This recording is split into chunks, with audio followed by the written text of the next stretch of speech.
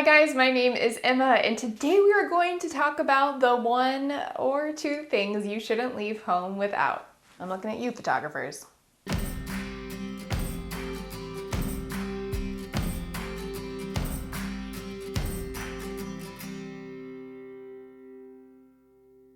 Hi guys, my name is Emma, and my channel exists to talk about photography, share stories, and give encouragement as you live life and delight in all things creative. Today we're going to talk about the one thing you shouldn't leave home without, and if you do leave home without it, what you should bring instead. I came up with the idea for this video the other day when I was driving along the highway on my way to another city, and I saw the most gorgeous view of the Flint Hills in all of its wintry haziness. And I really wanted to take a photo of it, but unfortunately all I had was my iPhone SE. I like it because it's small, okay? I know it doesn't have a good camera. And so if I wanted to get a picture of it, I would have had to zoom in and get like really grainy photos, and I didn't even bother, which reminded me of my own personal approach to photography, which is take your camera everywhere, if you want to get good photos anyway. Some of my favorite photos that I have ever taken have been en route to something else, when I wasn't really planning to get a good photo of something. It's not like I left the house and I was like, oh my gosh, when I stumble upon an amazing sunset, I am gonna get a picture of that, or oh, when that fox randomly runs in front of me, I'll have my camera. But most of the time it's like, oh no, this beautiful thing just happened and all I have is my iPhone.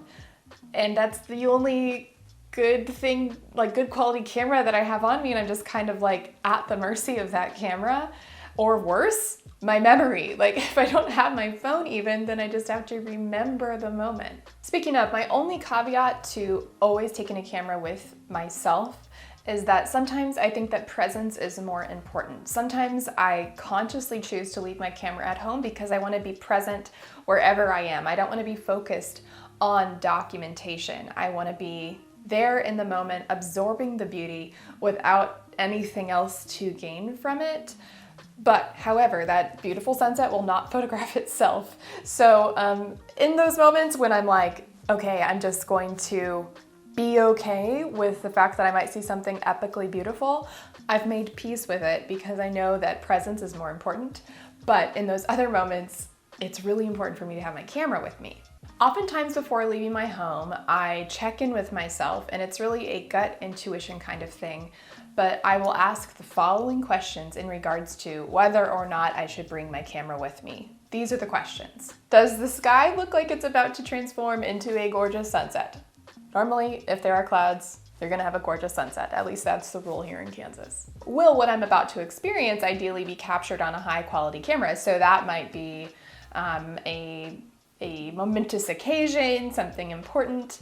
For me, recently this summer, that was like a family hike. It was nothing special, but we don't go out and hike that often. And so I was able to capture just like the beauty and the rawness of what was happening. And I really treasure those photos. On the flip side, the question I might ask is, would this situation ideally be better served through presence? Is it worth taking pictures if it will take me out of what's happening? And that's where my gut check comes in, because sometimes I think I'm just going to be distracted if I'm taking pictures right now, and I'm not going to be able to fully experience what's going on. I'm not going to be connected with the people around me, and always like people are more important than pictures. And so I just kind of like check in with myself to see if I feel good moving forward or not without my camera. Which leads me to my next thought. Would a beautiful drive be better for me right now than a photo hunting expedition? Because I've had plenty instances where I go out to take my camera with me, and then I realize like, wow, what I really needed was to just like listen to some music and enjoy the sights. But instead I was so focused on like finding a really good photo that I kind of ruined the experience for myself and maybe even for those around me. I do apologize to those people who have been like, I have to get a good sunset, or I have to get something perfect and beautiful, and it became like the mission, not just for myself, but for everyone tagging along with me, and most people are very gracious. But sometimes it's nice to just be a normal person.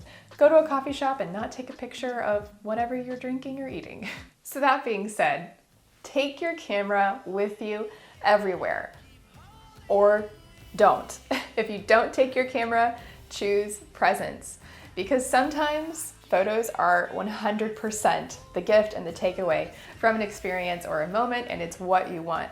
But other times, being present in the moment is worth way more than having something captured on your DSLR or even on your iPhone.